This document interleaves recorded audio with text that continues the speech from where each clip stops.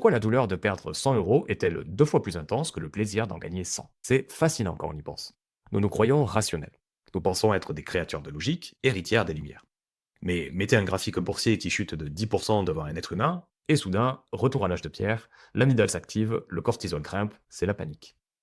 En psychologie comportementale, Daniel Kahneman a théorisé cela par l'aversion à la perte.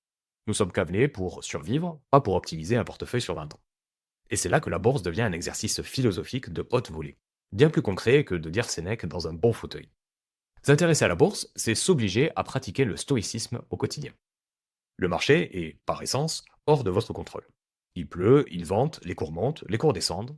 Le stoïcisme nous apprend à distinguer ce qui dépend de nous, notre réaction, notre stratégie, de ce qui ne dépend pas de nous, le marché. Et l'investisseur débutant est esclave de ses passions.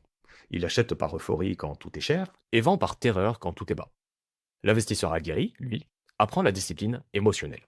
Il apprend à regarder le chaos du monde avec distance et froideur. La bourse vous force à confronter votre rapport au temps et à la patience dans une société de l'immédiateté. Elle vous met face à vos biais cognitifs, votre ego et votre arrogance. Finalement, comprendre les marchés, c'est surtout un voyage pour se comprendre soi-même et dompter cette petite voix intérieure qui crie à la moindre incertitude.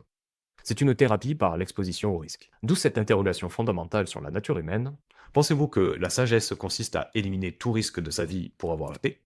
Ou au contraire, à s'exposer au risque pour apprendre à le dompter? Dites-moi votre avis en commentaire.